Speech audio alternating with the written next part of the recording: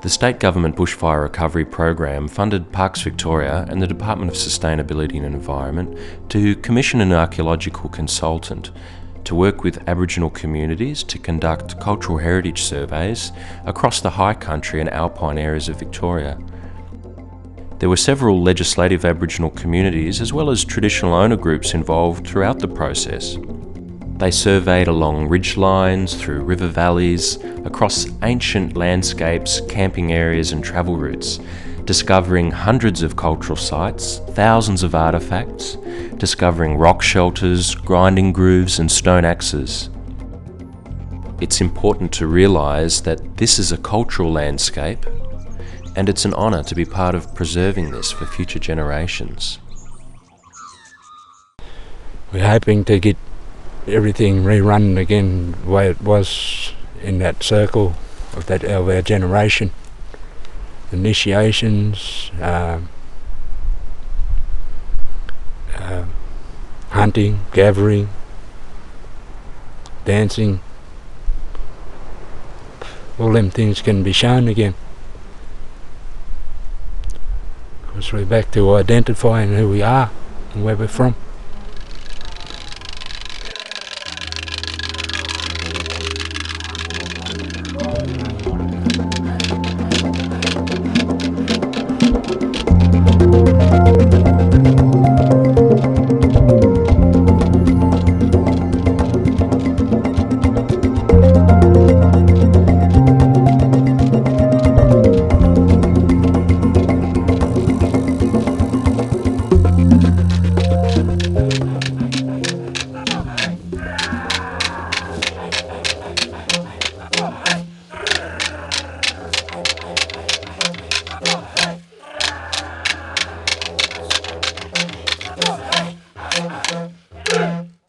Sometimes it takes disaster and sometimes to bring a lot of things to the forefront.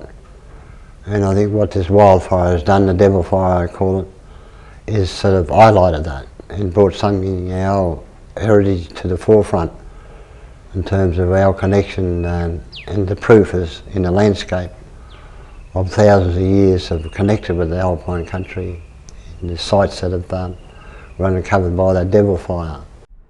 The rediscovery, you might say, of these sites came about in a very natural way, actually.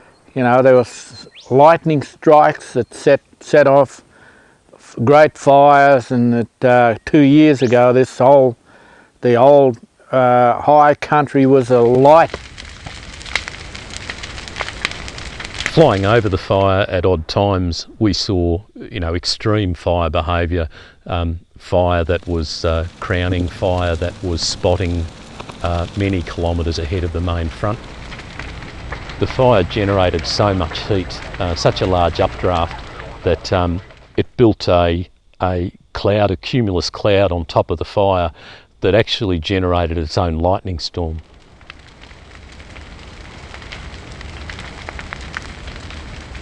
The fact that the fire cleared so much vegetation and enabled archaeologists and community people and traditional owners to actually see what was under the vegetation was a unique opportunity, and that really rewrites the history of human occupation of the high country of Australia. Can't underestimate the opportunity it presented, ironically, after those major fires. Prior to that occurring, there was a reasonably large blank spot in this part of Victoria as far as site distribution goes. A lot of the area is heavily vegetated, deep gullies, steep ridge lines and so on. And so I guess it wasn't totally a surprise that was the case. With the fire going through, it opened up many areas for access, for visibility with devegetation through the fire. The project was about identifying all those areas and the unknown cultural values that existed throughout the Alpine National Park and State Forest. Over 300 new sites were located through the surveys. After the survey project was completed, there was a whole range of different sites that were able to add to the story of occupation here. The findings of the project were highly significant for our understanding of this area. It doubled, nearly tripled the existing information that we had. As archaeologists, sometimes would it be good to have a set of glasses that could look through various things such as grass or leaf litter or even through dirt to see things. In the Minamina Valley you didn't have to dream, you had it. You had it, it was all there. So you're talking about complete slopes being occupied by Aboriginal people, and these sites are just repetitive, site after site after site. The amount of heritage values up there and how widespread it was mind-blowing. So it'll rewrite Australian alpine region. There is no doubt about that. Lead you to it. Oh, thank God we lost some bears to some person to do. This is the first bucket of a particular spit that we're digging at the moment. We're sort of down, sort of below about 10 centimetres on the second spit at the moment. You know, potentially going back hundreds, if not thousands of years in theory. I'll just mark that up. The amount of charcoal we're getting here is suitable for AMS dating. There's a little bit of sediment in there, but if we choose to send it off for dating, it'll be cleaned up. Now, coat, charcoal, and I'll need to add on to that when we measure the level.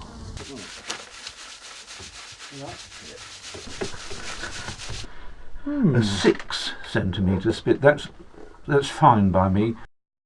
Some of the strategy behind us doing the dating is considering this is sort of one of the highest altitude excavations in a rock shelter to be been done on the mainland in Australia. We're hoping that the dates that we possibly get this will shed some light on, I guess, that past occupation of this area. I mean, we know it's very significant for a number of reasons for thousands of years, this area, but some of that scientific knowledge will just add an extra picture to the piece of the puzzle. Now this is a hammerstone that was that has evidence of damage, if you like, on the ends here, small pecking on either end. It's a water-worn cobble, very smooth, so it's obviously not from up at this high level. It's from a drainage area, a creek or a river lower down. It's been brought up here, transported up here, and it would have been used as the hammer onto a core such as this one, and would have been struck downwards to produce a flake. So I've got 3 different pieces here. I've got the hammerstone, the core, and I've got a flake here. So that would have been hit there, and that flake falls off and produces the material that we find. It could be used for the bark or for the artefacts or the wood. It can be also used as a cutting tool as well for skinning animals. So there's multi-purpose uses as well. It's a pretty common stone. You'll find it's a very high quality white quartz stone that you'll find a lot in, certainly in the high country. It's a siltcrest stone, and we found many that were uncovered with the wildfire and the alpine country. One ridgeline extended almost 3 kilometres, and it was almost at the end of that ridgeline, on the point of it, that we found this beautiful siltcrest, pink siltcrest stone. The next one we have is a spearhead, is made also from a stone from the creeks and rivers. It has a point on it, as you can see, that is embedded in the spear for use in terms of the hunting. Because there haven't been that many rock shelters excavated in the last 10-20 years. It's one of our great opportunities. Plotting the levels of the top part of this sandy layer, which is just beginning to appear beneath the top black stuff, it's quite a critical. There's a change in colour. It was sort of exciting to see, because until then we didn't know whether we were going to see any stratigraphy at all, any layer formation. It might all have been just mixed up like in being in a cake. But it isn't a mixed up cake, it's got layers in it. That's very critical for us archaeologists to find. You land on top of it and it just looks like a shapeless sort of bits of charcoal around, but when you see it in the section you can see that it is a kind of oval lens, And that really is an old fireplace. So that's human occupation. And it's tremendous to have it, and it will make a very good sample for dating.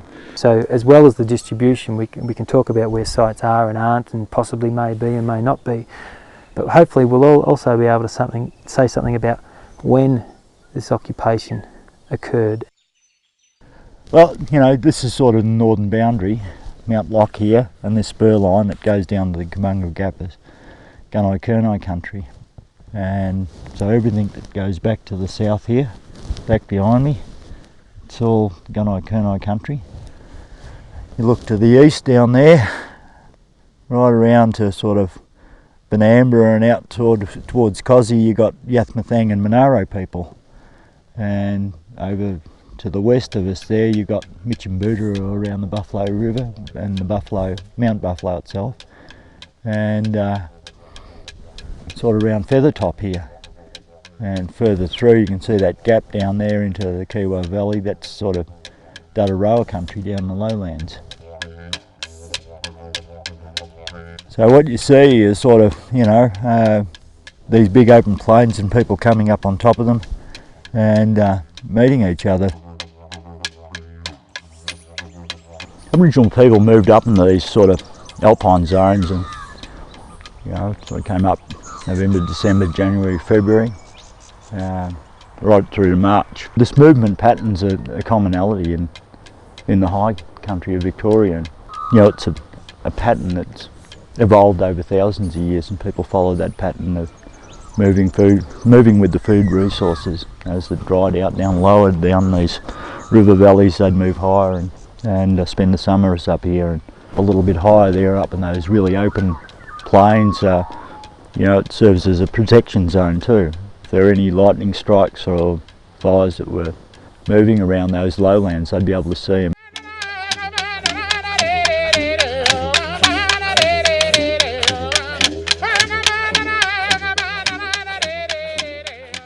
Ceremonies, they were the building blocks of this culture. Every life lived and died at the ceremony. They were able to be revitalised, so to speak, from there, and they were on their way for another year.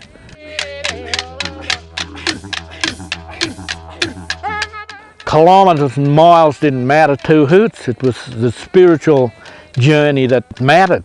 All the time they were going, they were being energised by these very special places and all the ceremonial events that took place on their way around. Spiritually, they were always healthy and strong and happy, because they believed that their great creators travelled this journey. From a spiritual perspective, those ancestors are still watching over the landscape today, and to be able to walk in their footsteps across the landscape, to journey through places that have been journeyed through for thousands of years, to be able to revisit those places is a very important and powerful aspect of people's life today.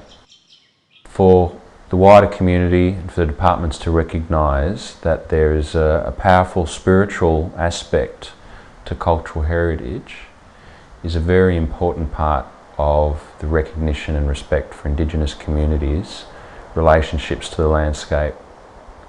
It's one of those old belief systems, I suppose, with Aboriginal people, that the signs of animals can give you good signs or bad signs, and you know, seeing when you get to the top of a mountain, you see birds of prey and you see eagles, you know, they're good signs for our people.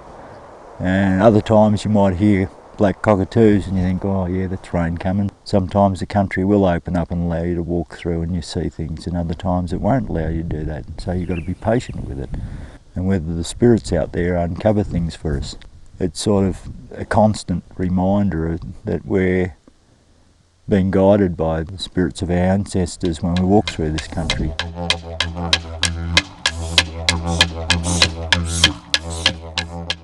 In time, you've got to earn your right to come into this sort of country.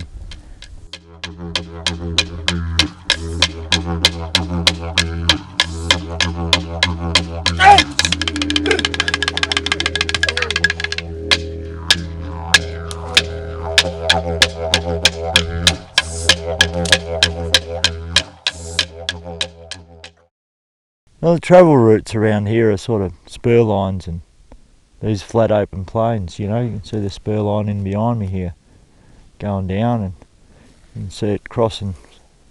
Nice spur there, nice easy walking. And you see the other side that it's not too bad going up there, so people would have been sort of constantly looking up here, which is the best way and the easiest way to get across this terrain. You know, whether that spur line looks too steep for the kids to go up or for the elders to go up. Or these travel routes are sort of all over the place here, the old bridle trails that the early explorers used, and then, you know, later become sort of roads were Aboriginal travel routes, if you like. The major focus in the past has been on bogong moth as a food resource, but there are a lot of other foods up here that they can live on. You've got these rich herb fields, protection of snow gums, all sorts of things. This ability to be able to move from one side of a big flat plain, move onto the northern faces in the early summer periods. Late summer they'd move onto the southern side and start to sort of collect fruits and berries and the bush tucker down that side. These little seeds on here are caraway seeds, so you can sort of grind them up, even make bread out of them, you know, sort of put it in a flour mix and add a bit of flavour. And Aboriginal people, they're browsers, they move through, and the little bits that you eat keep you going. Some people sort of think that yam daisies aren't up here in this high country, but here's one here. We're on top of Mount Loch or close to it, and try and get the tuber, which is what they call murnong. But this is quite a small one, but still a little feed on that. In some of these crevices, and you probably would see there's moths flying out of these areas. People would have hunted them out, basically using smoke and fire. The smoke would drive them out and people would collect them in their dilly bags. Their abdomen is full of fat, and that fat is really high in energy. You know, you'd probably process them by removing the wings and the heads and grind them up on some of the grinding stones that we've found lower down below the hill on some of those old ancient campsites. You know, people went up into those crevices there, grabbed the moths in dilly bags, brought them back down here, sitting under these beautiful big snow gums and enjoying a feed of bogong moth. At this time of the year, like we're in April now, the tucker's still here, people would still be here and starting to think about moving down off these mountains, down the lower river valleys, and what they'd be doing is slowly move through and put little burns, cool burns through this country, not to hurt any of this vegetation that I've been showing you here, some of these bush tucker plants. It's important to sort of encourage these things, and there's quite a lot of dry litter in there that if you fire at the right time, you're not going to damage the plant or the food resource there. And so Aboriginal people had this sort of knowledge base about these things.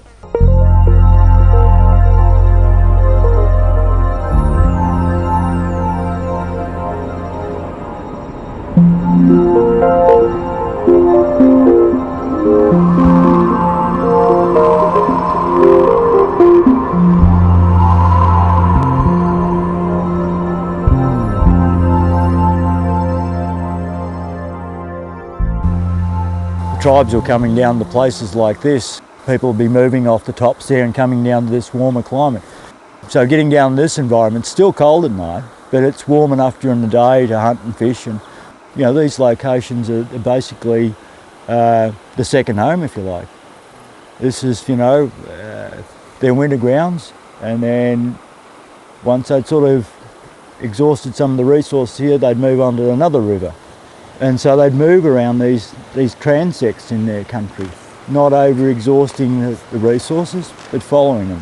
Just over behind us here was a high point with a lot of artefacts on it, so that was, it shows that there was a high position on the river to camp on. You have these specific locations where people said, hey, this is a really easy route for all the family to come to. We're not talking about just men, we're talking about women, children, old men, the whole family to sit down and enjoy.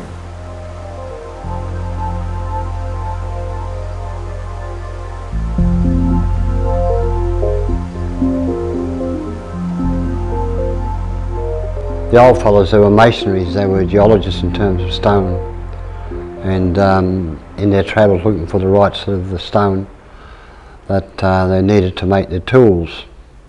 And this one is a granite stone, a blue granite. As you can see, it's been hedged and sharpened in the grooving stones that are along the rivers and creeks, the sandstones, even in some of the granite areas there's grooving stones along the various rivers. And these stones were collected and worked upon for many hours by our old fellows. People would have been sitting next to the river just watching the kids and just sharpening the axes, sharpening the tools. And you can see on the edge there it's starting to work its way around. And of course a lot of the tools were multi-use, multi-purpose, so a bit of grinding going on there. You can grind things out. Some of the seeds, make them into a nice little powder, add a little bit of water and then cook them.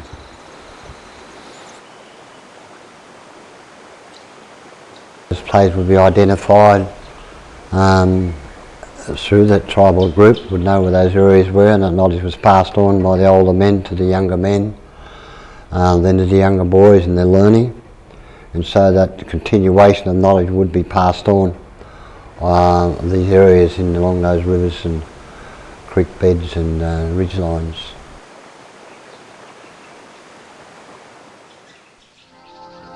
Yes, through our eyes we see the landscape different. We respect the landscape, and we certainly hope that other people that in their learning and will respect that and understanding of that.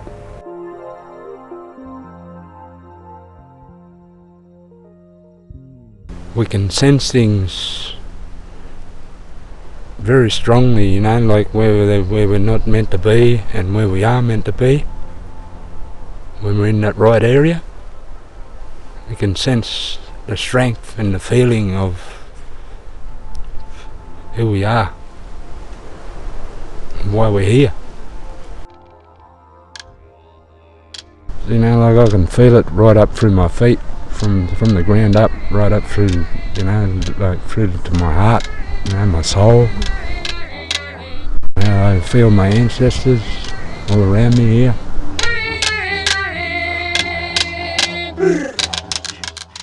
Yeah, it's very hard growing up in a place where you're not from. You know, like you haven't got no cultural connections or things like anything like that. No, you're not allowed to walk to places where you're not meant to.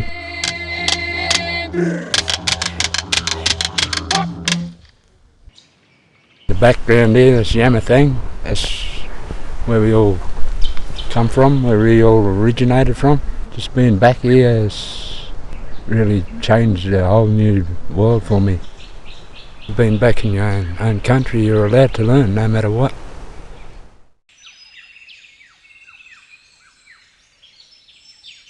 Some of the important aspects of the relationships have been connecting people. It takes time to develop relationships. People don't open up straight away, not overnight. Working with a number of different community groups and camping up here and building better relationships and stronger relationships has also been something that has been great to be involved in. Our door has always been open for people to come and sit down and talk with us about things. People need to be shown a commitment through their actions, and certainly through this program, it's over 2 years from the fire, and we're certainly following through with a lot of the commitments that we've made to the communities. When the fires broke out, there was, you know, I don't know how many kilometres of fire breaks in place by dozers, but you know, they affected the sites. So in that way, I think it's brought together the community and the land managers a bit more, because the land managers actually are now starting to really have an understanding of what are the concerns of the Indigenous people of that area. There's an incredible opportunity for Indigenous communities and the departments to share knowledge and manage land in a much more sensitive way than it has been done previously in the past. The place that you would logically use a machine to push in a mineral earth break are usually on ridges or flatter ground or easy routes of transport, which sadly mirrors the pattern that Indigenous people use the landscape as well. We were totally unaware of the impact that we had on cultural heritage values through that suppression effort until we had monitors and archaeologists look at it later. They'll always need to build roads and bridges and things like that, and I think what we'd like to see is that, sure, you do it, but you know, be cautious and be respectful and so on, that you don't destroy this beautiful place. Recently we had a gathering of the first people of the Alpine country, and a lot of knowledge was exchanged by the various tribal groups, and a lot of people that came there had never been in their own country, in the I country, and I think a lot of learning for them as well was exciting to them to have an understanding of that Alpine country and what it provided for the needs of their various groups. And for Tanarong people who attended the Australian Alps First Peoples gathering has been very significant. One, because traditionally we had connection to this land, not as traditional owners, but as people who shared culture with traditional owners up here through ceremony, dance, song. And I think for a lot of the young people to see the old fellas and old women talking culture, talking responsibility, respect, and bringing us all back together to speak in one voice. Our community will feel a very powerful pride of this place, knowing that we found evidence of occupation through here. They'll revisit their links with the past through this amazing find.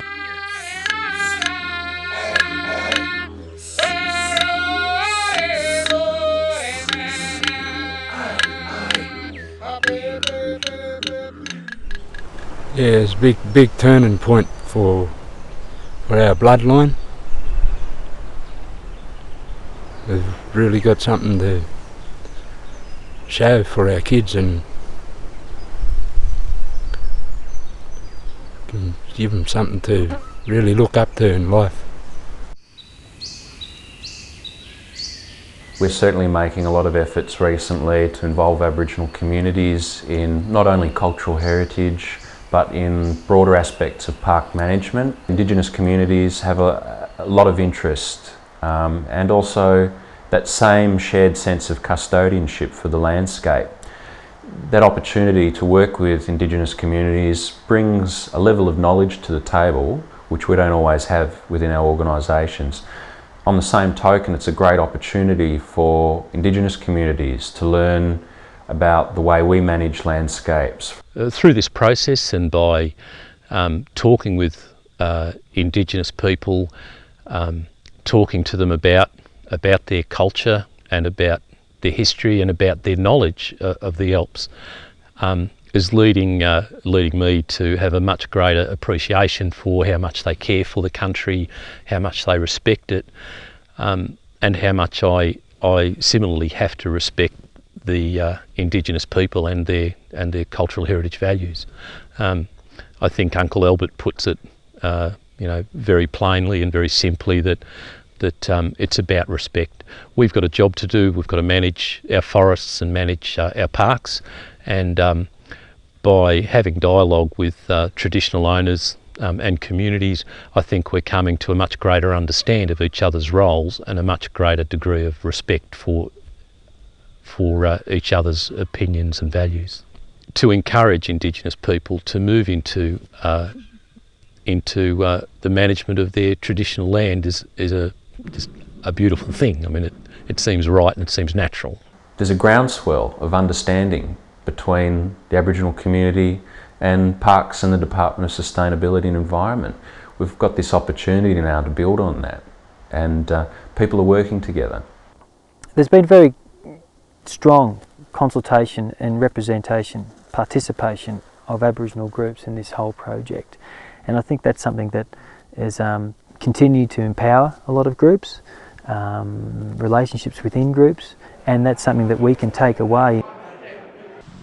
A lot of cross-cultural knowledge is shared, and that the land and the animals that live on it in particular are the ones that benefit from it. You know, that humans are but secondary beings. The Alpine National Parks have a whole gift of knowledge to give to everyone. I mean, I've been taking you around showing you bush tucker and talking about travel routes and that. Well, that should be available to everyone to sort of learn about. I think that's important. If we're going to become part of an Australian people, then we've got to have that broad brush go over the lot of us. You know, that's important. I've talked to various people that said we have never seen anything up there that identifies your people with connection with the Alpine country. Well, I suppose we're rewriting history now and saying, yeah, we're here and people need to know about us. I never got shown a thing about my culture or heritage or anything. It's a lot of it was lost, and